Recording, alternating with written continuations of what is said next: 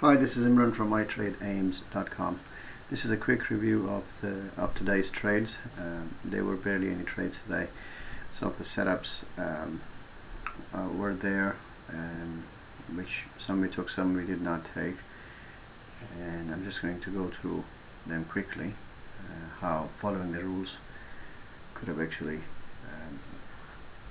basically kept you from losing too much.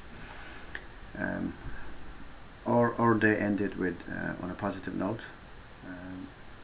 Anyway, that's the London Open. Just before the London Open, we have a blue dot here, and after the blue dot, we waited.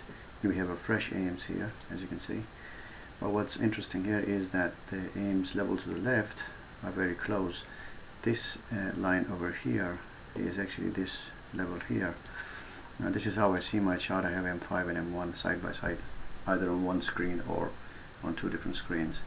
So I keep my eye on these AIMS levels. So if I was to enter here, let's say this was my entry point, it would be 3 pips above here. So my entry would be 39 or 40. If you check here, 39 comes right just 1 pip below this AIMS level. So to be safe, we should put our entries above here, right here, which would look like something like this here, and that would make your entry too far away from your lines here. So that's not a good setup. However, I took it just because it was just before London Open, and I made my entry around here. It went all the way there, and I closed here for 2 pips. The next setup is around here, and on M5 it will look like this. As you can see, there's a peak, and now the second time it's going, it's a divergence here. This is 1041, and that's 1041 setup. Now the 1041 setup, the way it looked on M5 was like this, and around here it was like this. So we have a blue dot and we have a fresh AIMS. AO is close to the 0 line. Again, if you see, the next AIMS level is just a few pips away. This AIMS level is 1.3449. If you see 1.3449, this AIMS level is very close here. So our entry is inside AIMS. It's already peaked and diverged. So momentum is, we're losing momentum on the trend. If you were to take this, it wouldn't be a good idea. But anyway, if you did take it, this probably would have triggered you, and you probably would be closed here for some loss here on a red dot. Or if you're using the Grant technique, then you would have closed for -5, because what he does is that the candle that triggers him, as soon as that candle closes, he would put his stop loss 1 pip below the candle close. This is a very good technique to keep your losers small.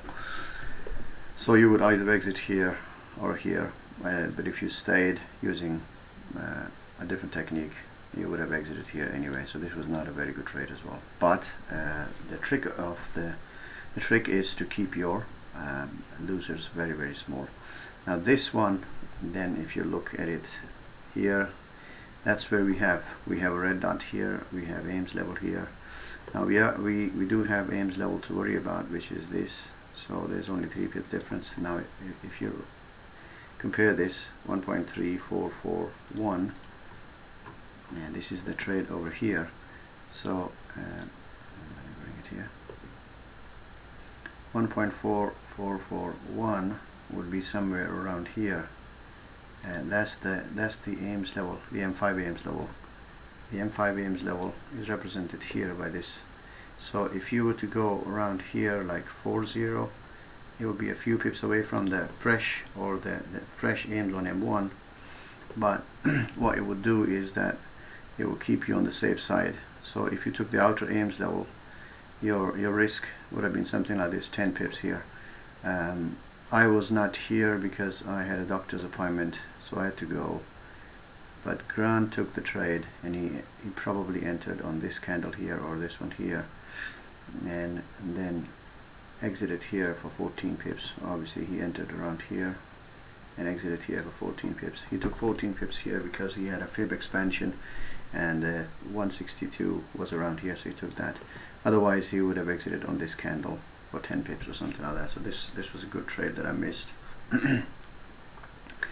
Anyway, the next trade that came, or could have been a trade, was this 1307. Now the 1307, again, if you look at the look on M5, not really good. Divergence, price going down, then price came back to the purple line, bounce, and now it was ready to go and do the fifth wave up there. So if you time your entry around here, which is 1.3439 and 1.3439, and this is the purple is outside Ames level, but your entry would be just above the purple. So if you wanted, you could have taken it, because one, the trend is up, it retraced, and we were looking to go up again. And the other thing was that you know, AO was close to zero line, alligator was asleep, and everything. Purple was a little bit out of Ames. We like it to be somewhere around here, and if it's here, even better. So if you entered here and you were using the putting your stop loss below the trigger candle, and your stop loss would be here, around here, and then you would have stayed in this, and around here or around this area you could have taken your profit. Around here I took 10 pips, and that was something that kept me on the right side today. So around 12 pips here. I don't remember whether it was this one or it was, yes, I took 2 pips here, and then, yep, and then there was another itsy bitsy trade here that one could have taken. Let's say 1440 looked on M5 like this. Everything was asleep, even M5 alligator was asleep around here. It would have looked like this. So if you took this trade, you will be entering around this area and going up. As you can see, there's a lot of resistance there. So if you took this and this, and you stayed through this, you would have exited here anyway. We didn't take this trade. And after that, this one just took off. There's no way to trade this. It was not a setup for us. There was a blue dot here, but after the red dot came, and when there was a blue dot here, the blue dot had crossed Ames level already, so we couldn't trade this, and this was not taken. After this, this is not a place to trade. This is against the purple. And then around here, if you to take this thing, Ames level will be too high for you around this level, so we did not take this. This on the second attempt could have been taken, but there would be no pips made on that one.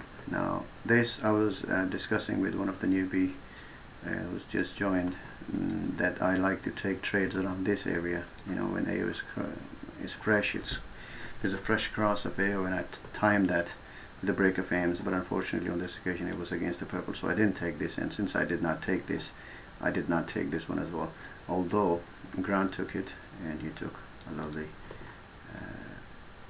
14 pip here.